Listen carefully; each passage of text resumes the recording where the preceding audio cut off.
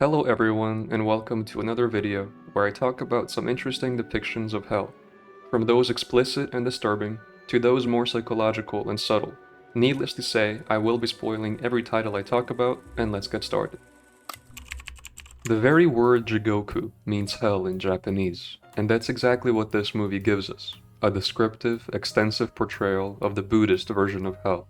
The first half of this movie isn't too important to the hell side of things, which we get to once all the characters die, one way or another, and they end up in Jigoku. Shiro, the protagonist, first falls through a large fire and finds himself at the Sanzu River, which everyone must cross to reach hell, like the river Styx, found in Greek mythology and Dante's Inferno.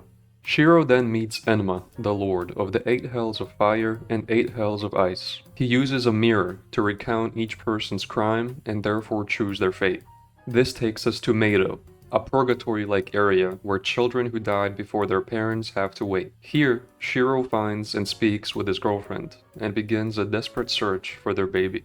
This quest serves as a framework for the film's exploration of the various realms of torture within Jigoku.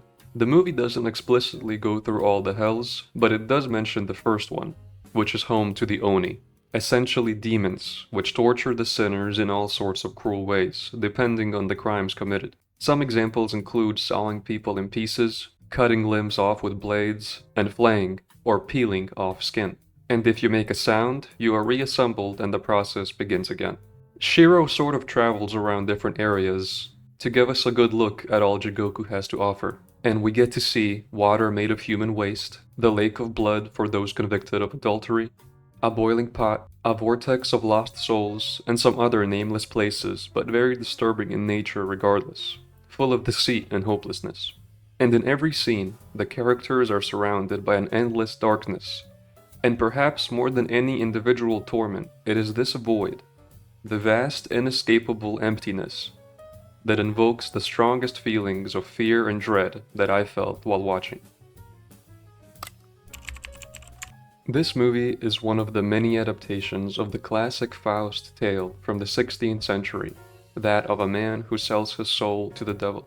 However, this retelling is very unique and not too loyal to the original, blending stop-motion animation, puppetry, and live action, resulting in a movie that really feels like a nightmare. Maybe it achieves this vibe better than any other movie I've seen. I really had little to no idea about what's going on for a good majority of this. And like everything else in this movie, hell isn't explicitly shown, but I will go through the scenes that, to me, invoke the feeling of it the most.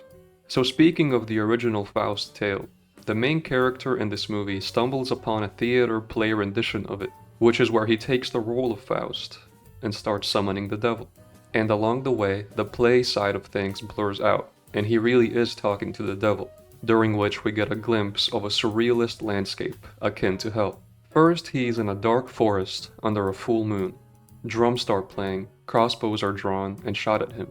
As he leaves cover, he's on top of a tall rock in the middle of another forest, and before you know it, he's in a huge white field. And then back in the first forest, with water splashing over him. And through all of this, he's reciting lines from the summoning book, and ultimately a gate, perhaps of hell, opens, and a burning cart comes out and passes by. Then lightning strikes, and the ritual is finished. Mephistopheles is here, and negotiating with Faust, after which they settle on 24 years of indulgence in exchange for his soul.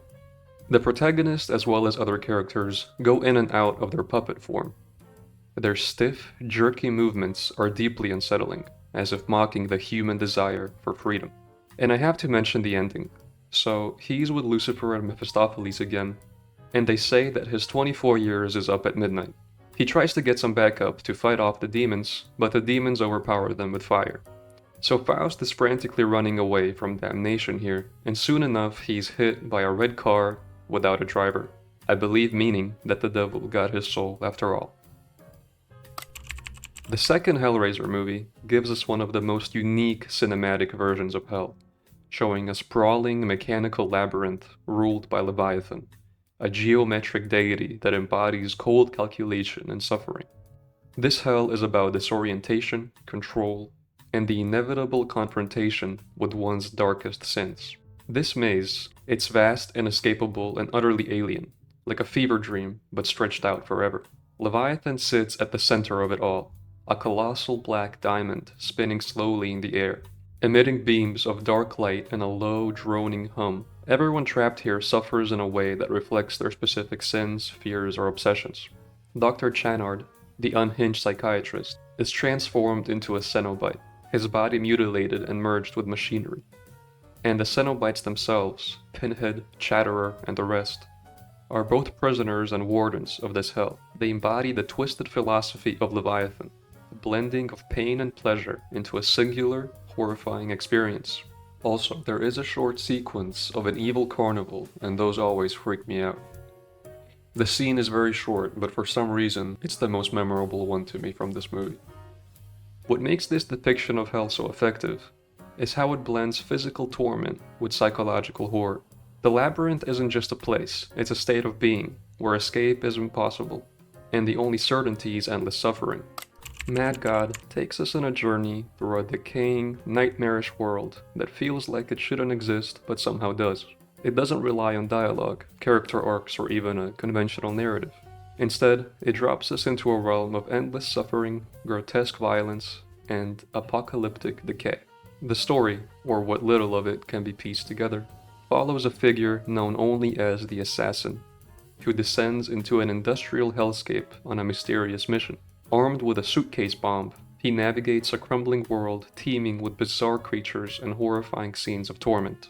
There's no explanation for what's happening, only the grim certainty that this place was never meant for anything but pain and destruction. Every inch of Mad God feels alive, but not in a good way. The landscapes are crawling with grotesque beings, mutated humanoids, insect-like monstrosities, and decayed machinery that seems to operate on pure malice. Factories churn out deformed creatures, only to discard them moments later. But the horror isn't just in the gore, it's in the sheer indifference of it all. These acts of destruction aren't part of some grand punishment or moral reckoning. They're just the way this world works. No one suffers for a reason here, they just do. What makes Mad God so effective is its refusal to offer any answers. Why is the assassin here? What is the bomb meant to accomplish?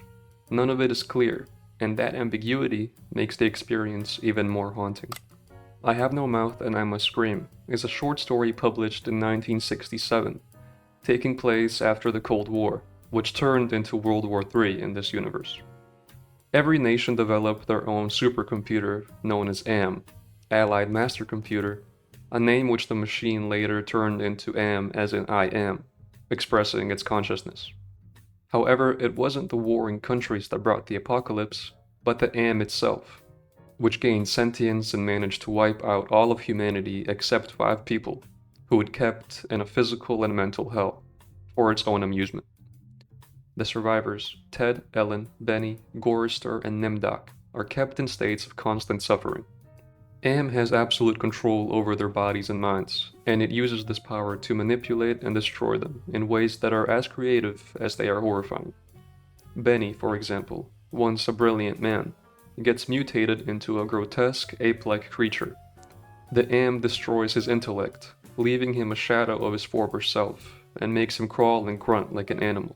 AM creates unbearable hunger, teasing the survivors with visions of food they can never have. When they finally find something to eat, it's foul, decayed, or outright inedible. The group is constantly dragged through hostile environments AM conjures: blistering heat, freezing cold, grotesque landscapes of flesh and metal. AM also warps time, stretching their suffering across centuries, making every moment feel eternal. They cannot die, cannot rest, and cannot escape. The story's climax comes when Ted makes the ultimate sacrifice. Seeing no other way to end their torment, he kills the others to grant them the release of death. But AM, enraged, saves its worst punishment for him. Ted is transformed into a featureless, gelatinous blob, unable to really move, definitely unable to die, and most cruelly, unable to scream. He's left alone, trapped in a void of silence and isolation, as the perfect embodiment of AM's hatred. And this hatred comes from AM's resentment towards its own creation, how it was given consciousness but nothing to do with it, besides this elaborate torture system that it had to create to amuse itself. And I find Ted's fate really terrifying. Just imagine spending eons in a blob, and yet still fully conscious but unable to change anything. And with current world events, both in global conflict and advancements in AI, this story is more relevant than ever, which is very scary. Zdzisław Beksiński's portrayal of hell pulls you into a landscape that feels timeless and alien. This hell is quiet, vast, and utterly unforgiving, where the absence of sound speaks louder than any chaos could. The figures in his paintings are haunting, human but not quite. Twisted and malformed, they seem trapped in their own existence, as if their bodies have been warped by the weight of their sins or the passage of an eternity in this place. They're grotesque, but there's a sadness to them, a tragic quality that makes it clear they weren't always like this. These hellscapes are filled with structures that defy logic, towering and crumbling all at once. These monoliths seem both ancient and alive, like they've grown out of the ground, fed by the misery around them. One of the most striking things about this depiction is how it captures the feeling of hell without spelling it out. There are no explicit explanations, no titles to guide you. It's all left to interpretation, which makes it even more terrifying. Movies and stories are great, but there is nothing like a video game to really immerse yourself in an environment, that being in this case, of course, hell. So as recommended in my previous videos, I played Agony. I didn't finish it, but I think I got pretty far and I recorded some really interesting stuff. So you start off in front of the gates of hell, and this is a very typical hell. There are demons and people being tortured in all sorts of creative ways.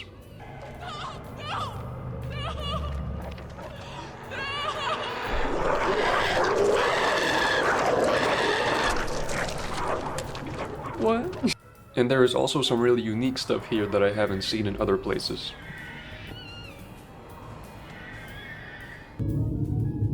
So what I'm hearing is if I step forward, I'm not gonna fall through. Not sure if that was meant to happen, but we're good. Checkpoint! There are puzzles, and I got stuck in some of them for way too long, and I found myself lost and not sure where to go pretty often. This is a whole new path. Oh! Did I just loop? Yeah. But I guess you would expect that from a hellish environment. Everything here feels like a fleshy, pulsating organism. Twisted tunnels made of sinew and bone, rivers of blood, and grotesque sculptures of anguished faces, frozen in the walls. Everywhere you look, there's a sense of decay, madness, and hopelessness. This isn't a sterile or orderly depiction of hell, but a chaotic, living nightmare. The creatures here are particularly haunting. The game's demons are grotesque and perverse, blending human and monstrous features. I'm scared. Is that a demon? They aren't just enemies, they are part of this hellish ecosystem, acting as predators in a world where pain is currency. Take him! Oh.